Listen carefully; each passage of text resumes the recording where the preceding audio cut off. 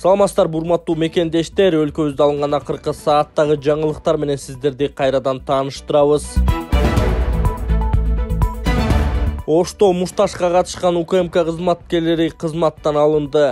Ош шаарындагы көңүл ачуу борборунда мушташка катышкан улуттук коопсуздук мамлекеттик комитетинин кызматкерлери кызматтан бошотулду. Бул тууралуу аталган мекеменин маалымат кызматы билдирди. Буга чейин социалдык тармактын колдонуучулары Оштогу түнкү клубтардын биринде кыз менен жигит сабалганын, аларга кол салгандардын арасында УКМК кызматкери да бар экенин жазып чыгышкан. Комитеттин маалымат кызматы 2 январда болгон окуя боюнча УКМКнын өздүк коопсуздук кызматы иликтөө жүргүзгөнүн билдирди.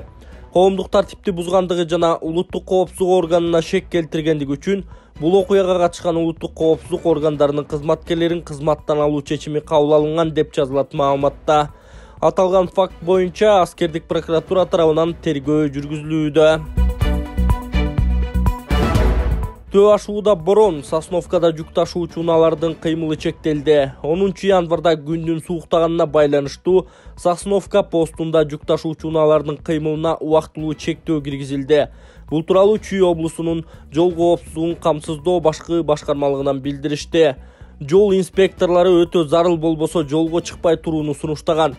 Эсиңиздерге салсак, Кыргыз Гидромет шашылыш билдирүү таратып, өлкө аймагында 10 январдан тарта катуу суук болоорун билдирген.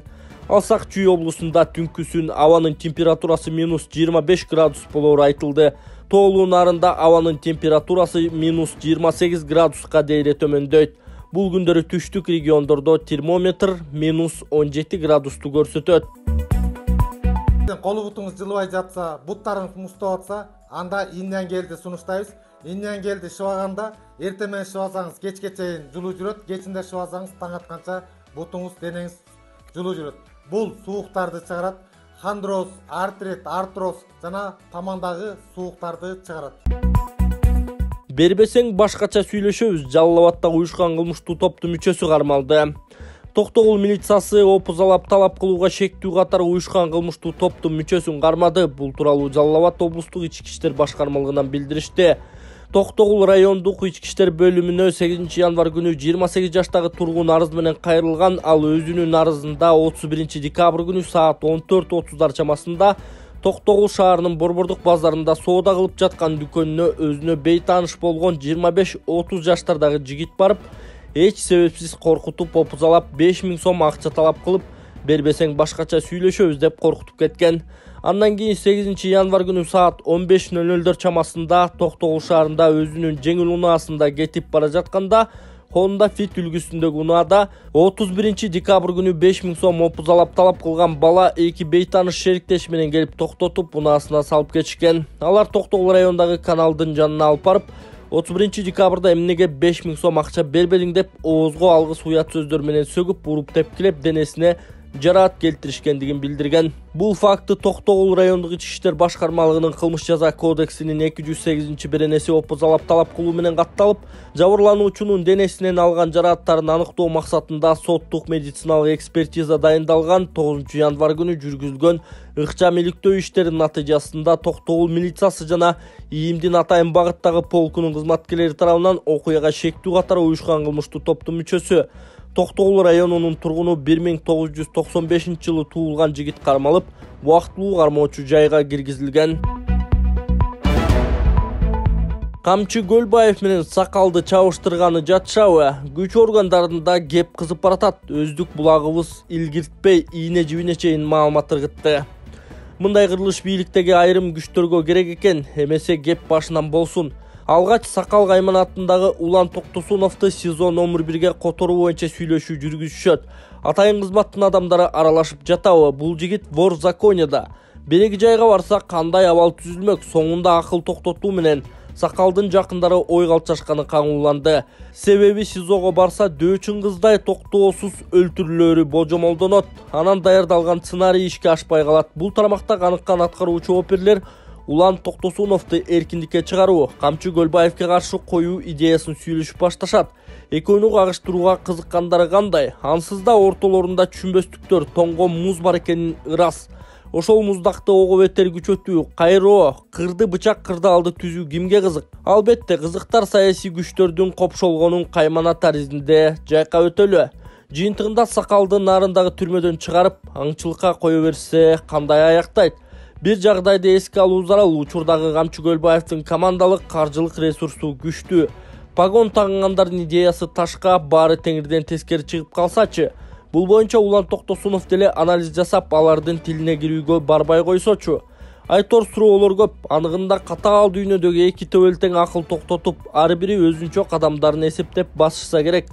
Кайсы бир күчтөрдүн жетегине кирүү өткөн чактын көрүнүшү эмеспи? Ооба, божомолдор, күмөн саноолор арбын. Баса эч кандай натыйжа чыкпаса, Камчы Көлбаевди камакка алуу аракети көрүлсөчү, акыркы вариант катары жоромолдонууда. Кескин түрдөгү мындай кадам кандай аяктайт? Айрым маалыматтар боюнча, эгерде Камчы Көлбаевди кармашса, анда түрмөдөгү 14 000 адам көтөрүлүп, чоң жаңжалга от тутансачы. Дал ушул соболдун айланасында кеп кызып кетчүдөй. Эң башкысы, кайсы чөйрө болбосун, адилеттүүлүк, жигитчилик мыйзамы зарыл. Адам эмес чымындын да укугу сакталышы парз деп жазган Арба Кейджи сайты. Россияда мигранттарды кошумча медициналык текшерүүдө акы алынбай турган болду. Москва шаарынын аймагында чет өлкөлүк жарандардын башкалар үчүн коркунуч туудурган жугуштуу оорулардын бар жогуна кошумча тереңдетилген текшерүүдөн өткөндүгү үчүн акы төлөө жокко чыгарылды. Бул туурасында Кыргызстандын Россиядагы элчилигинен кабарлашты. Дипломатиялык өкүлчүлүктөн бул Кыргызстан тараптын бир нече ирет кайрылуусунан жана Кыргыз Республикасынын Тышкы иштер министрлигинин Россия элчиликтин Россия Федерациясы тарап менен жүргүзүлгөн тынымсыз иштеринен кийин болгонун белгилешти. Мындан тышкары Москва шаарынын многофункциональный миграционный центр көп функционалдуу миграциялык борборунда мамлекеттик бюджеттик мекемесинин аймагында жүргүзгөн медициналык изилдөөлөрдүн тизмеси кеңейтилген. Ошону менен бирге эле башка медициналык мекемелерге жиберилбестен аталган борбордун аймагында жугуштуу оорулардын бар жогуна кошумча медициналык текшерүүлөр жүргүзүлөт. Жугуштуу оорунун диагнозу тастыкталган жана тийиштүү дарылоону талап кылган учурда чет өлкөлүк жаран Москва шаарындагы адистештирилген медициналык уюмдарга жөнөтүлүүгө тийиш. Бул учурда жугуштуу ооруларды дарылоо үчүн акы алынбайт деп айтылган маалыматта.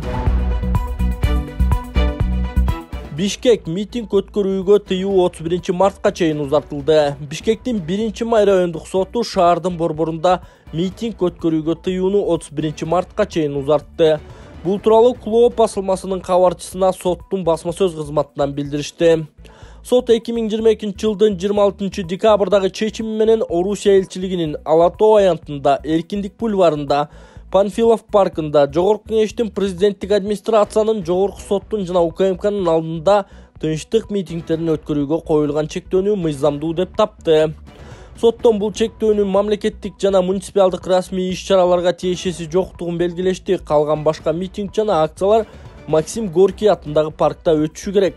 Биринчи жолу Орусия элчилигинин имаратынын алдында, Алатоо аянты менен Ак үйдүн жана президенттик администрациянын имаратынын алдында тынчтык митингдерди өткөрүүгө тыюуну 1-май райондук соту 2022 жылдын мартында салган. Анда чектөө 2022 жылдын 11 мартынан тартып 11 апрелге чейин киргизилген.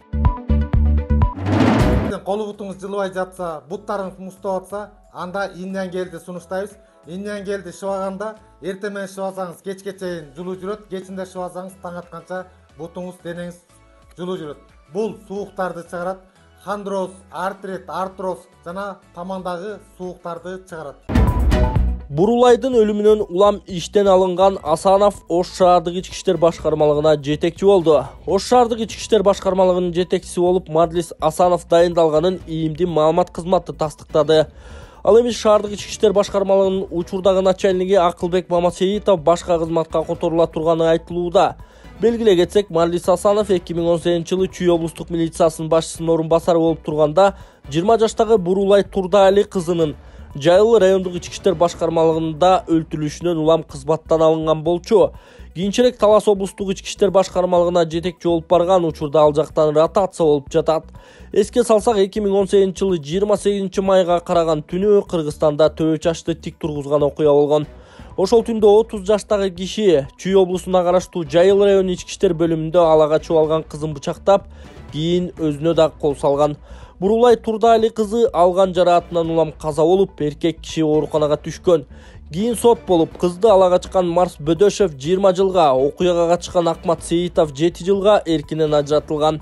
Ал эми айып тагылган милиция кызматкерлери Ильич Иманалиев, Эржан Кыдышев жана Мирлан Макеевдин ар бири 260 000 сомдон айыпка жыгылган. Мындан сырткары жоопко тартылгандар Бурулайдын ата-энесине 100 000 сомдон компенсация төлөп берүүгө милдеттендирилген.